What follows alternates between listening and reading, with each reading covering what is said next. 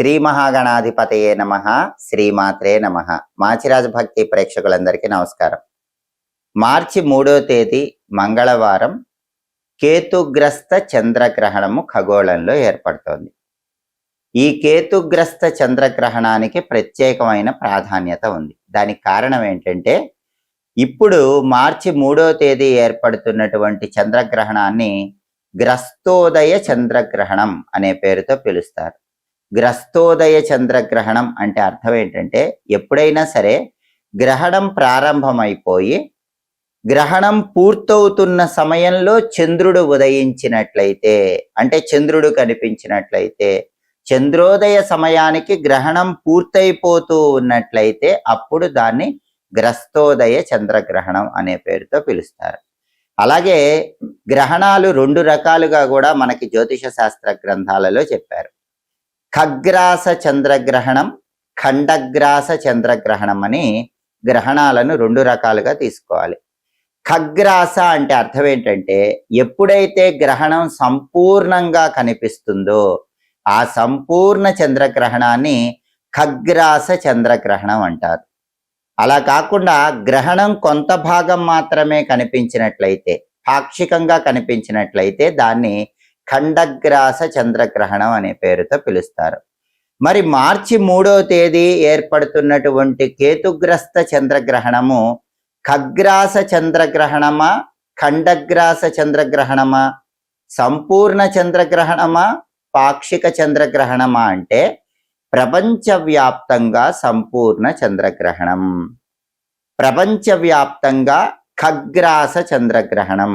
కానీ భారతదేశం వచ్చేసరికి భారతదేశంలో మాత్రం గ్రహణం పూర్తయిపోయే సమయంలో మనకు కనిపిస్తోంది కాబట్టి భారతదేశంలో మాత్రం దీన్ని పాక్షిక చంద్రగ్రహణంగా, ఖండగ్రాస చంద్రగ్రహణంగా తీసుకోవాలి. అది కూడా గ్రహణం పూర్తయిపోతున్న సమయంలో అప్పుడు మనకు చంద్రోదయం అవుతోంది కాబట్టి దీన్ని గ్రస్తోదయ చంద్రగ్రహణం అనే పేరుతో పిలుస్తారు. కాబట్టి మార్చి 3వ తేదీ ఏర్పడుతున్నటువంటి చంద్రగ్రహణాన్ని పరిగణనలోకి తీసుకోవాలా, తీసుకోకూడదా అంటే ఖచ్చితంగా తీసుకోవాలి.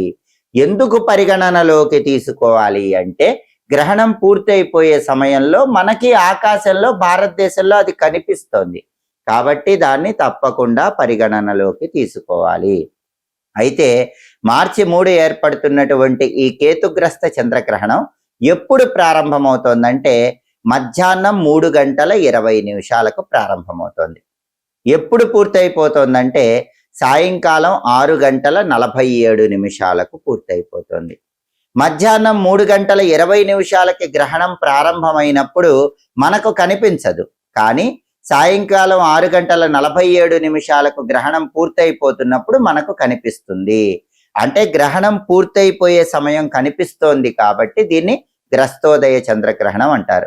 ఇది ఒక్కొక్క ప్రాంతంలో ఒక్కొక్క సమయంలో మనకు కనిపిస్తుంది. ప్రధానంగా మనం హైదరాబాద్ పరిసర ప్రాంతాలు తీసుకుంటే హైదరాబాదులో ఇది 6:24 సాయంకాలం పూట కనిపిస్తోంది. అదే విజయవాడ పరిసర ప్రాంతాలు తీసుకుంటే సాయంకాలం 6:15 నుంచే విజయవాడ పరిసర ప్రాంతాల్లో కనిపిస్తోంది. అంటే గ్రహణం చివరి భాగం మాత్రమే ప్రధాన నగరాల్లో కనిపిస్తోంది.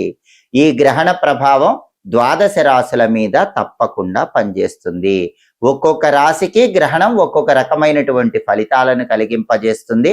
కాబట్టి ఏ రాశి వాళ్ళకి గ్రహణం ఎటువంటి ఫలితాలను కలిగింపజేస్తుందో, గ్రహణ గోచార పరంగా ఏ రాశి వాళ్ళకి ఈ కేతుగ్రస్త చంద్రగ్రహణం విశేషంగా యోగిస్తుందో, ఏ రాశి వాళ్ళకి కేతుగ్రస్త చంద్రగ్రహణం ఇబ్బందికర ఫలితాలను కలిగింపజేస్తుందో ఈ వీడియోలో మనం తెలుసుకుందాం.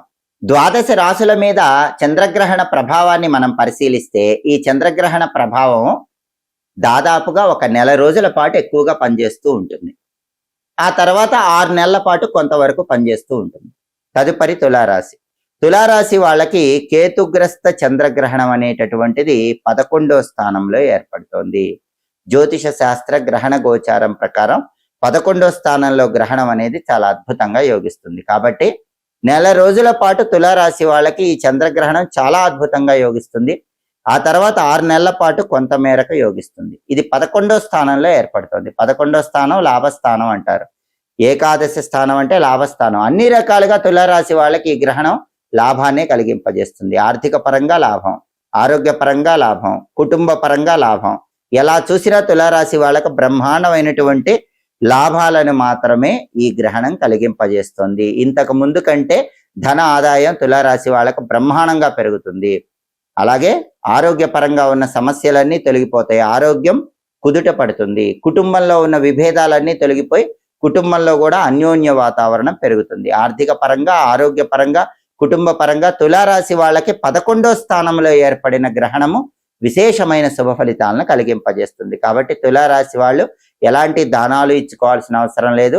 ఈ శుభ ఫలితాలు, అద్భుత ఫలితాలు రెట్టింపు చేసుకోవటానికి మాత్రం గ్రహణ సమయంలో ప్రత్యేకమైన మంత్రజపాలు చేసుకోవటం, స్తోత్రాలు చదవటం కానీ వినటం కానీ చేస్తే ఇంకా అద్భుతమైన శుభ ఫలితాలు అందిపుచ్చుకోవచ్చు.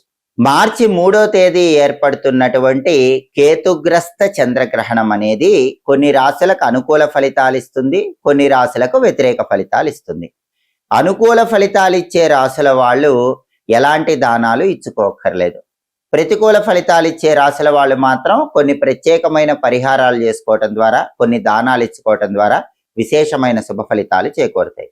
ఎప్పుడైనా సరే గ్రహణం వచ్చినప్పుడు జ్యోతిష శాస్త్ర పరంగా గ్రహణ గోచారం ఏం చెప్తుందంటే, జన్మరాశి నుంచి లెక్కబెట్టినప్పుడు వచ్చే 3, 6, 10, 11 రాశుల్లో గ్రహణం వచ్చినట్లయితే ఆ గ్రహణం సంపూర్ణమైనటువంటి అనుకూల ఫలితాలు కలిగిస్తుందని గ్రహణ గోచారం చెప్తుంది. కాబట్టి ఇప్పుడు ఈ కేతుగ్రస్త చంద్రగ్రహణం అనేది పుబ్బా నక్షత్రములో, అంటే పూర్వ ఫల్గుని నక్షత్రంలో సింహరాశిలో ఏర్పడుతోంది. కాబట్టి గ్రహణ గోచారం ప్రకారం 12 రాశుల్లో 4 రాశుల వాళ్ళకి ఈ గ్రహణం అద్భుతంగా యోగిస్తుంది. మిథున రాశి, మీనరాశి, తులారాశి, వృశ్చిక రాశి, ఈ 4 రాశుల వాళ్ళకి యోగిస్తుంది. కాబట్టి ఈ 4 రాశుల వాళ్ళు ఎటువంటి దానాలు ఇచ్చుకోవాల్సిన అవసరం లేదు. అయితే గ్రహణ గోచారం ఏం చెప్తుందంటే, జన్మరాశి నుంచి లెక్కబెట్టినప్పుడు వచ్చే 1, 4, 8, 12 రాశుల్లో గ్రహణం ఏర్పడితే అటువంటి గ్రహణం అధమ ఫలితాలను కలిగింపజేస్తుందని గ్రహణ గోచారం చెప్తుంది. కాబట్టి అధమ ఫలితాలు వచ్చే రాశుల వాళ్ళు మాత్రం తప్పకుండా దానాలు ఇచ్చుకోవాలి. ఈ అధమ ఫలితాలు వచ్చేటటువంటి రాశులను మనం పరిశీలించినట్లయితే సింహరాశి, అలాగే వృషభ రాశి, మకర రాశి, కన్యా రాశి, ఈ 4 రాశుల వాళ్ళకి అధమ ఫలితాలు వస్తాయి. కాబట్టి సింహరాశి, వృషభ రాశి, మకర రాశి, కన్యా రాశి వాళ్ళు తప్పకుండా గ్రహణ సమయంలో కానీ గ్రహణం పూర్తయ్యాక కానీ ప్రత్యేకమైన దానాలు ఇచ్చుకోవాలి, ప్రత్యేకమైన పరిహారాలు చేసుకోవాలి. అలాగే జ్యోతిష శాస్త్ర గ్రహణ గోచారం ఏం చెప్తుందంటే, ఎప్పుడైనా జన్మరాశి నుంచి లెక్కబెట్టినప్పుడు వచ్చే 2, 5, 7, 9 రాశుల్లో గ్రహణం ఏర్పడితే ఆ గ్రహణం మధ్యమ ఫలితాలను ఇస్తుందని గ్రహణ గోచారం చెప్తుంది. మధ్యమ ఫలితాలు అంటే కొంత అనుకూల ఫలితాలు, కొంత ప్రతికూల ఫలితాలు. మధ్యమ ఫలితాలు ఉన్న వాళ్ళు కూడా దానాలు తప్పకుండా ఇచ్చుకోవాలి. గ్రహణం అప్పుడు కానీ గ్రహణం పూర్తయ్యాక కానీ దానాలు ఇచ్చుకుంటే విశేషమైన ప్రయోజనాలు చేకూరుతాయి. ఈ మధ్యమ ఫలితాలు వచ్చే రాశులను మనం పరిశీలిస్తే మేషరాశి, అలాగే కర్కాటక రాశి, కుంభరాశి, ధనుస్సు రాశి, ఈ 4 రాశుల వాళ్ళకి మధ్యమ ఫలితాలు వస్తాయి. కాబట్టి మేషరాశి, కర్కాటక రాశి, కుంభరాశి, ధనుస్సు రాశి వాళ్ళు కూడా దానాలు ఇచ్చుకుంటే ప్రతికూల ఫలితాలు తగ్గిపోతాయి, అనుకూల ఫలితాలు రెట్టింపు అవుతాయి. కాబట్టి 12 రాశుల్లో ఈ 8 రాశుల వాళ్ళు, అంటే మధ్యమ ఫలితాలు వచ్చేవాళ్ళు, అధమ ఫలితాలు వచ్చేవాళ్ళు మాత్రం ప్రత్యేకమైన దానాలను ఇచ్చుకోవటం, ప్రత్యేకమైన పరిహారాలు చేసుకోవటం చేయాలి. దానాలు ఎలా ఇవ్వాలి అంటే, ఇది కేతుగ్రస్త చంద్రగ్రహణం కాబట్టి కేతువుకు సంకేతంగా ఒక చిన్న నాగ పడిగ ఏదైనా లోహంతో చేసింది, అంటే రాగితో కానీ, ఇత్తడితో కానీ, పంచలోహాలతో కానీ ఏదైనా లోహంతో చేసిన చిన్న నాగపడిగా, అలాగే చంద్రుడికి సంకేతంగా ఒక చిన్న వెండి బింబం దానం ఇవ్వాలి. అలాగే కేతువుకి ఇష్టమైనవి ఉలవలు కాబట్టి 1.25 kg ఉలవలు రంగురంగుల వస్త్రంలో కట్టి దానం ఇవ్వాలి. చంద్రుడికి ఇష్టమైనవి బియ్యం కాబట్టి 1.25 kg బియ్యం తెల్ల వస్త్రంలో కట్టి దానం ఇవ్వాలి. దీంతో పాటుగా ఆవు నెయ్యి ప్యాకెట్, ఆవు నెయ్యి సీసా దానం ఇస్తే కూడా చాలా మంచిది. ఇంకా వీలైతే వస్త్రాలు కూడా దానం చేస్తే చాలా మంచిది. గ్రహణ సమయంలో దానం అద్భుత ఫలితాలను ఇస్తుంది. కుదరకపోతే గ్రహణం పూర్తయ్యాక కానీ లేదా మర్నాడు స్నానం చేసి కానీ బ్రాహ్మణులకి ఈ దానాలు ఇచ్చుకోండి. కాబట్టి కేతుగ్రస్త చంద్రగ్రహణం సందర్భంగా సర్పం పడిగా, వెండి బింబము, కేజింబావు ఉలవలు, కేజింబావు బియ్యము, ఆవు నెయ్యి దానం ఇవ్వండి. ఇంకా కుదిరితే వస్త్రాలు కూడా దానం ఇస్తే అద్భుత ఫలితాలు కలుగుతాయి. ఇంకా వీలైతే గ్రహణం పూర్తయిన తర్వాత మార్చి 3వ తేదీ విడుపు స్నానం ఆచరించిన తర్వాత శివాలయానికి వెళ్ళి రుద్రాభిషేకం చేయించుకుంటే చాలా మంచిది. ఆ రోజు కుదరకపోతే మర్నాడు మార్చి 4వ తేదీ బుధవారం అయినా సరే శివాలయానికి వెళ్ళి రుద్రాభిషేకం చేయించుకుంటే ఉత్తమ ఫలితాలు కలుగుతాయి. పట్టు స్నానం ఖచ్చితంగా ఆచరించాలన్న నియమం లేదు. ఎందుకంటే గ్రహణం పట్టే సమయానికి మధ్యాహ్నం 3:20కి మనకు కనిపించదు కాబట్టి పట్టు స్నాన నియమం లేదు. విడుపు స్నాన నియమం మాత్రం ఉంది. అంటే సాయంకాలం 6:47కి గ్రహణం పూర్తయిపోతుంది కాబట్టి 6:48కి అందరూ తప్పకుండా విడుపు స్నానం చేసుకోండి. అయితే గ్రహణ నియమాలు చిన్నపిల్లలకు వర్తించవు, అనారోగ్యవంతులకు వర్తించవు, గర్భిణీ స్త్రీలకు వర్తించవు. వీళ్ళందరూ కేవలం దైవనామస్మరణ చేసుకుంటే సరిపోతుంది.